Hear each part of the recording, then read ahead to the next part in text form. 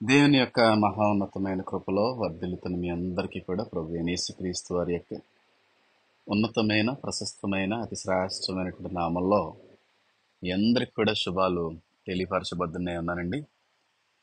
చాలా సంతోషించవలసినటువంటి పరిణామాల్లోనే ఉన్నాం.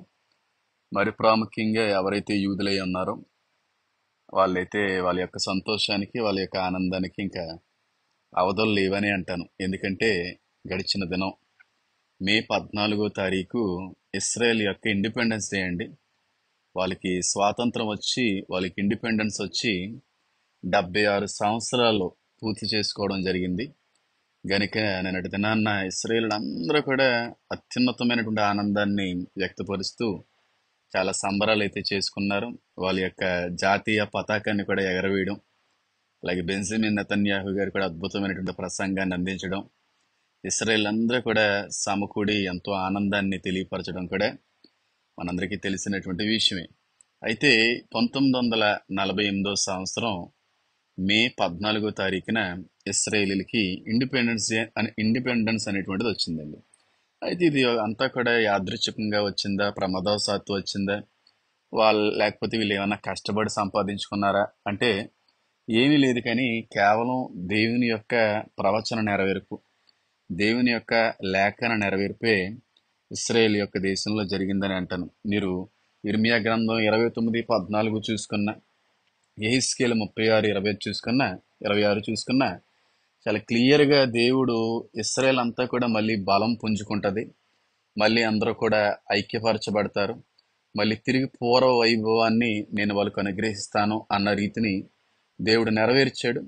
ఆ ప్రవచన నెరవేర్పే ప్రస్తుత ఇస్రాయేల్ అందరూ కూడా అనుభవించగలుగుతా ఉన్నారు. అందులో సందేహం లేదు. అయితే 1948 సంవత్సరంలో వచ్చిన ఈ నేషన్ ఫార్మేషన్ ఈ 2024 సంవత్సరానికి మనం చూస్తే 76 సంవత్సరాలు పూర్తవుతా ఉందండి.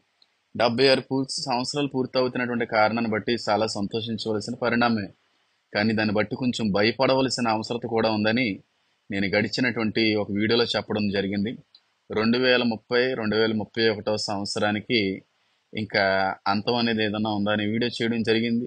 రాబోతున్నాడు మన యోధా గోత్రపు సింహం అనే వీడియో చేసినప్పుడు కూడా మాటలు చెప్పడం జరిగింది.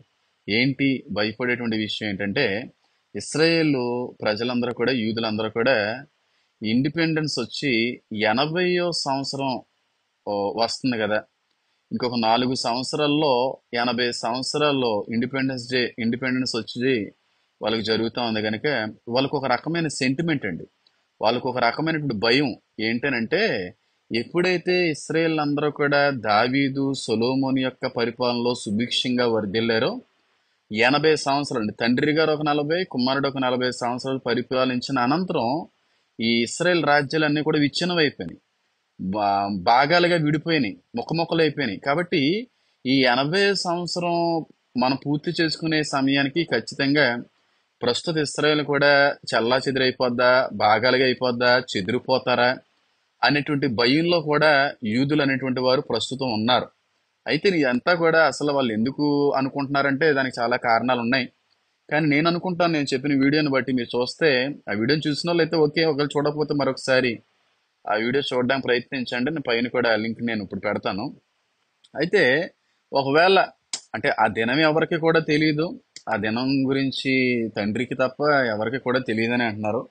కాకపోతే కొన్ని క్యాలిక్యులేషన్స్ని బట్టి మనం కానీ చూసినట్టయితే 2025, ఒకవేళ ఈ 25 మధ్య ప్రాయంలో కానీ ఏమన్నా సంఘం ఎత్తబడేటువంటి అవకాశం దేవుడు మన యందు కృప అందించగలిగితే 2028 సంవత్సరానికి 3.5 సంవత్సరాలు పూర్తవుతాయండి. ఒకవేళ సంఘం ఎత్తబడడం అనేటువంటిది కానీ నేను చెప్పినట్టుగా, ఒకవేళ నా అభిప్రాయం మాత్రమే, కొన్ని క్యాలిక్యులేషన్స్ మాత్రమే తప్ప అది మనకెవరికి కూడా తెలియదని వాక్యం సెలవిస్తా ఉంది. ఒకవేళ అలా జరిగితే ఫస్ట్ 3.5 సంవత్సరాలు పూర్తయ్యి అవ్వడానికి 2028 సంవత్సరం అవుతా ఉంది. అంటే 2028 సంవత్సరానికి మొదట 3.5 సంవత్సరాల శ్రమ కానీ గతించిపోతే రెండవ మహాశ్రమ అనేది 2028లో మొదలవ్వాలి. ఖచ్చితంగా అదే 2028 సంవత్సరంలో ఇశ్రాయేలీలకి ఇండిపెండెన్స్ వచ్చి 80 సంవత్సరాలు అవుతుంది. ఒకవేళ ఆ సెంటిమెంటే కానీ నిజమైతే, అదే కానీ నెరవేరితే ఆ తర్వాత 3.5 సంవత్సరాలనే కదా, ప్రారంభం నుంచే కదా యాంటీ క్రైస్ట్ అనేటువంటి వాడు పరుగులు పెట్టించడం అనేటువంటిది కూడా జరుగుతుంది. కాబట్టి అక్కడి నుంచి ఆ 80వ సంవత్సరం 2028 కానీ చల్లా చెదిరైపోయేటువంటి అవకాశాలు ఏమన్నా ఉన్నాయేమో అని నాకు కూడా అనిపిస్తూ ఉంటుంది. ఒకవేళ మీకేమి అనిపిస్తుంది మీరు కూడా కమెంట్ సెక్షన్లో తెలియపరచడానికి అయితే ప్రయత్నం అయితే చేయండి. ఏదైనా సరే రాకడ ఎప్పుడు వస్తుందంటే, దేవుడు ఎప్పుడు భూమి మీద అడుగు పెడతాడంటే 7 సంవత్సరాల శ్రమలో అయిపోయిన మరుక్షణమే ఆయన అడుగు పెడతాడు. అది అందరూ కూడా చూస్తారు, అందరికీ తెలిసిందే. కానీ సంఘం ఎత్తబడడం అనేటువంటిది మాత్రం ఎవరికీ తెలియదు. ఏ క్షణంలో జరుగుతుందో తెలియదు. దొంగ వలే వస్తాను, తిరిగి దొంగ వలే వెళ్ళిపోతాన్నాడు కనుక మనం ఆయన రాకడ కొరకు సిద్ధపడవలసిన వారే ఉండాలని మరొకసారి ఈ విషయాలన్నీ చెప్తా ఉన్నాను తప్ప మీ అందరినీ నేను ఏదో భయభ్రాంతుల్ని చేయాలన్న ఉద్దేశం నాకు ఎంత మాత్రం కూడా లేదు. అలాగే మీరు కానీ గమనించినట్టయితే అండి, సౌదీ అరేబియాకి క్రైస్తవ్యానికి అసలు పడదు. అక్కడ సువార్త ప్రకటించడం అన్నా, క్రైస్తవులన్నా, క్రైస్తవ మిషనరీలన్నా సరే వాళ్ళకి అసలు కూడా నచ్చదు. చాలా మంది ఉగ్రవాద సంస్థలు కూడా ఈ సౌదీ అరేబియా నీడలో బ్రతుకుతూ చాలా మంది క్రైస్తవులను కూడా చంపడం అనేది జరిగింది. కానీ మీరు కానీ గమనిస్తే ఈ 2-3 నెలల నుంచి కానీ మీరు గమనించినట్టయితే దుబాయ్ సౌదీ అరేబియా ప్రిన్స్ కూడానండి నెతన్యాహు గారికి అనుకూలంగా మాట్లాడుతున్నాడు. మేము సపోర్ట్ చేస్తామని చెప్పి ఒక ముస్లిం కంట్రీకి, లేదంటే ప్రపంచంలో ఏ దేశం అయితే ఇస్లాంలో పెద్ద దేశంగా అయితే పిలువబడతా ఉందో, బలమైన దేశంగా పిలువబడతా ఉందో, ఆర్థికంగా కావచ్చు, సంఖ్యబలంలో కావచ్చు, అన్ని విషయాల్లో కూడా దుబాయ్ని కొట్టే వాళ్ళు ఎవరు కూడా లేనట్టుగానే ఉంది. అయితే కొంచెం అటు ఇటుగా అమెరికా కొంచెం పోటీ ఇవ్వచ్చు, కానీ అలాంటి ముస్లిం దేశం సైతం నెతన్యాహు గారికి సపోర్ట్ చేయడం ఏంటండి? ఇస్రాయేల్కి సపోర్ట్ చేయడం ఏంటండి? పోనీ ఇస్రాయేలీలు ఏమన్నా సరే వాళ్ళకి ఆనందాన్ని తెచ్చిపెట్టే పనులు ఏం చేస్తున్నారా? వాస్తవానికి ఇస్రాయేల్ యొక్క దాడుల్లో చచ్చిపోయేది అంతా కూడా ముస్లింసే కదా, పాలస్తీనా ప్రజలందరూ కదా, గాజా ప్రాంతంలో ఉన్నటువంటి చాలా మంది చనిపోయారు కదా, చాలా మంది రాఫాల్లో కూడా అక్కడ ఎవాక్యువేట్ చేయడం అనేటువంటిది కూడా జరిగింది కదా. వాస్తవానికి ఒక ముస్లిం దేశానికి సంబంధించినటువంటి ప్రధాని ఉండి ఆ వ్యక్తి ఎంత ఇబ్బందికరమైనటువంటి పరిస్థితులు ఇస్రాయేల్ నుంచి ముస్లిం ప్రజలు ఎదుర్కొంటున్నారనే విషయాన్ని తెలిసి కూడా నేనున్నాను, నువ్వు ముందుకు వెళ్ళు, నేను నీకు ఫుల్ సపోర్ట్ చేస్తున్నాడని చెప్పి ఆ వ్యక్తి అంటున్నాడంటే ఇంతకంటే పెద్ద ఆధారం ఏం కావాలండి? అపవిత్రమైనటువంటి కలయిక జరుగుతుంది. నేను ఆల్రెడీ చెప్పాను, యాంటీ క్రైస్ట్ అనేటువంటి వాడు ఖచ్చితంగా ఇస్లాంకి సంబంధించిన వ్యక్తి, అల్లా వర్షిప్పర్ అయి ఉంటాడు అని నేను చెప్పడం కూడా జరిగింది. అంటే ఒకప్పుడు శత్రువులుగా ఉన్నవారు ఈ రోజు మిత్రులు అవుతున్నారు. అంటే ఇస్రాయేల్ అంతటినీ కూడా జాగ్రత్తగా వాళ్ళు దగ్గర చేసుకుంటున్నారు, సపోర్టివ్గా చేసుకుంటున్నారు.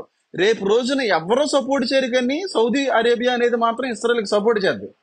అప్పుడు సపోర్ట్ చేసినప్పుడు వాళ్ళు చెప్పినట్టుగా ఇస్రాయేల్ నెతన్యాహు వింటాడా? లేకపోతే ఏం జరుగుతుందని మీరే ఆలోచన చేయండి. సౌదీ అరేబియా ఇస్రాయేల్కి సపోర్ట్ చేయడం ఏంటండి? సౌదీ అరేబియా ఇస్రాయేల్ సపోర్ట్ చేయడం ఏంటండి? ఎహెజ్కేల్ 38-39 చూసినా ఇస్రాయేల్ మీదకి దండెత్తి వస్తున్నటువంటి దేశాలు పేర్లలో ఈ సౌదీ పేరు లేదు. సౌదీ పేరు లేదు. ఇవన్నీ కూడా బైబిల్లో ముందుగానే దేవుడు రాసించాడు. ఖచ్చితంగా దీని వెనకాల చాలా పెద్ద కుట్ర ఉందండి. సౌదీ అన్నా, ఇస్లామిక్ కంట్రీస్ అన్నా పైకి కనబడే అంత శుతిమెత్తనైనటువంటి మనస్తత్వాలు అయితే కాదు. వాళ్ళు చాలా భయంకరమైనటువంటి కుయుక్తులతో కూడినటువంటి వ్యక్తులలో ఖచ్చితంగా వాళ్ళని ఎక్కువ నమ్ముతా ఉన్నాడు నెతన్యాహు. ఖచ్చితంగా వాళ్ళు వెన్నుపోటు పొడుస్తాడు. ఖచ్చితంగా యాంటీ క్రైస్ట్ ను కూడా నిలవబెట్టేటువంటి వారు కూడా వాళ్ళే. ఖచ్చితంగా ఆ యాంటీ క్రైస్ట్ కి మద్దతు ఇచ్చేటువంటి వ్యక్తులు కూడా వాళ్ళే. అందులో ఏ విధమైనటువంటి సందేహం కూడా లేనే లేదంటాను. మీరు నమ్మినా నమ్మకపోయినా ఫస్ట్ నుంచి సపోర్ట్ చేస్తున్న అమెరికా ఏమో సపోర్ట్ చేయనంటుంది. ఫస్ట్ నుంచి సపోర్ట్ చేస్తున్నటువంటి ఇంగ్లాండ్ ఏమో ముస్లిం దేశంగా మారిపోతా ఉంది. ఫస్ట్ నుంచి సపోర్ట్ చేస్తున్నటువంటి ఫ్రాన్స్ ఇవన్నీ కూడా వెనక్కి వెళ్ళిపోతున్నాయి. కానీ ఎప్పటికీ కూడా సపోర్ట్ చేయదు. వీడు ఖచ్చితంగా భద్రశత్రువు అనుకున్నటువంటి సౌదీ ఏమో ఇస్రాయేల్కి సపోర్ట్ చేస్తా మాట్లాడుతా ఉంది. నెతన్యాహు గారు కూడా నిన్న రోజున ఒక మాట అన్నారండి, మేము ఒక నిర్ణయంలోకి వచ్చేసాము, అయితే మేమైనా ఉండాలి, లేదంటే హామాస్ అయినా ఉండాలి, ఇద్దరిలో ఒకరు మాత్రమే మిగులుతారని చెప్పారు. అలాంటి తీర్మానం తీసుకున్నారు. అలాంటప్పుడు సౌదీ కూడా సపోర్ట్ చేసి మాట్లాడింది, హామాస్ మీద మీరు ఎన్ని దాడులు చేసి మీకు సపోర్ట్ చేస్తాము. వాస్తవానికి బైడెన్ గారు ఆయుధాలను పంపించడం అనేది మానేశారు. ఇస్రాయేల్కి చాలా దేశాలు పంపించడం మానేసినాయి. కానీ వీళ్ళు సపోర్ట్ పెరిగిపోతా ఉంది. దీన్ని బట్టి మనకు అర్థం అవ్వాల్సిన విషయం ఏంటంటే, ఆది నుంచి కూడా అపవాది అబద్ధానికి జనకుడై ఉన్నాడు గనక వాళ్ళ మాటల్లో సత్యం లేదు, వాళ్ళ మాటల్లో నిజం లేదు. వాళ్ళ చాలా పన్నాగాలతో కుయుక్తులతో ఇశ్రాయేల్ దగ్గర అవుతా ఉన్నారు. కానీ వాళ్ళని నమ్మి ఖచ్చితంగా వాళ్ళ చేతిలో మోసపోతారు ఇశ్రాయేల్ ప్రజలు, అందులో సందేహం అయితే లేదు. కానీ ఈ మాట పొరపాటును కూడా అనకూడదు. కానీ చాలా చాలా భయంకరమైనటువంటి శ్రమ అయితే మాత్రం పొందుకుంటారండి ఇశ్రాయేలు. ఎందుకంటే దేవుడు కూడా ఇంకా ఆ సమయంలో వాళ్ళని విడిచిపెట్టేస్తాడు. ఎందుకంటే ఆయన వచ్చాడు అనేటువంటి దాన్ని విశ్వసించకపోగా విసర్జిస్తూ ఉంటారు వాళ్ళు. కాబట్టి దేవుడు కూడా 7 సంవత్సరాల శ్రమలో కూడా పూర్తిగా అపవాదికి ఇశ్రాయేల్ని అప్పచెప్పేస్తాడు. కానీ ఆ రోజుల్లో వాళ్ళు అనుభవించేటువంటి ఆ బాధ, శ్రమ మాత్రం భూ ప్రపంచంలో ఏ వ్యక్తి కూడా అనుభవించకూడదండి. అంత భయంకరమైనటువంటి దారుణమైనటువంటి శ్రమ ఇశ్రాయేల్ ప్రజలందరూ కూడా ఆ రోజున అనుభవించక తప్పదు. ఎందుకంటే వాళ్ళు మోసగించబడతారు, మభ్యపరచబడతా ఉన్నారు. ఆ విషయం వాళ్ళకి అర్థం కావట్లేదు, మరి ఏంటో నాకు తెలియట్లేదు. కాబట్టి మనందరం కూడా ఇశ్రాయేల్ యొక్క క్షేమం కొరకు ప్రార్థన చేయవలసిన అవసరతలో ఉన్నామని మరొకసారి జ్ఞాపకం చేస్తా ఉన్నాను. అంత్య దినాల్లో ఉన్నాము. ప్రపంచం అంతా కూడా కూటమి కాబోతా ఉంది. ప్రపంచ దేశంలో 1 world religion, 1 world order government అనేది రాబోతా ఉంది. దానికి ఆధిపత్యాన్ని చేసేటువంటి వాడు క్రీస్తు విరోధి. దానికి పూర్తి మద్దతు ఇచ్చేటువంటి వాళ్ళు ముస్లిం సహోదరులే. అందులో సందేహం ఎంత మాత్రమో కూడా లేదు. ప్రకటన గ్రంథంలో మహాబబులోను అని రాయబడింది కదండి. మహాబబులోను కూలిపోయిందే, ఎంతో మంది రక్తాన్ని చిందించిందే అని చెప్పి మహాబబులోను కూలిపోతున్నటువంటి సమయంలో దేవదూతలు బాధపడుతున్నట్టుగా, దుఃఖపడుతున్నట్టుగా, ఏడుస్తున్నట్టుగా మనకి ప్రకటన గ్రంథంలో కనబడుతుంది. ఆ మహాబబులోను మీరు ఏమనుకుంటున్నారు నాకు కమెంట్ చేయండి. ఆ మహాబబులోను అనేటువంటి పట్టణం ఏమై ఉంటుందని మీరు అనుకుంటున్నారు నాకు కమెంట్లో చెప్పండి. అది దుబాయ్ అనుకుంటున్నారా, సౌదీ అరేబియా అనుకుంటున్నారా, లేకపోతే అమెరికా అనుకుంటున్నారా? మీరు ఏమనుకుంటున్నారు దయచేసి కమెంట్లో తెలియపరచాలని నేను కోరుకుంటున్నాను. దయచేసి మనం అంత్య దినంలో ఉన్నాం, ఆఖరి రోజుల్లో ఉన్నాం. వీలైనంత మందిని రక్షించండి, సిద్ధపడండి. ఈ మాట నన్ను ఎన్నిసార్లైనా చెప్తాను. నన్ను ఎంతమంది తిట్టుకుని ఈ మాట చెప్పకుండా అయితే నేను ఉండలేకపోతున్నాను. కాబట్టి మీరు అందరూ కూడా సిద్ధపడండి. అనేక మందికి ఈ సత్యాన్ని తెలియపరచండి. ఈ సూచనలు, ఈ గుర్తులన్నీ కూడా జరుగుతూ ఉన్నాయి అనే విషయాన్ని ఇతరులతో పంచుకొని ఇకనైనా సరే సిద్ధపడవలసిన అవసరతలో మనం ఉన్నామని చెప్పి దేవుడిచ్చే ఆ చివరి అవకాశం అని వాళ్ళు గుర్తించుటకు ఒక అవకాశాన్ని మీరు అందించాలని అనేక మందికి షేర్ చేయండి. అన్నిటికంటే కూడా ముందుగా లైక్ చేయవలసిందిగా నేను కోరుతా ఉన్నాను. God bless you. God bless the entire world and India. Amen, amen, amen.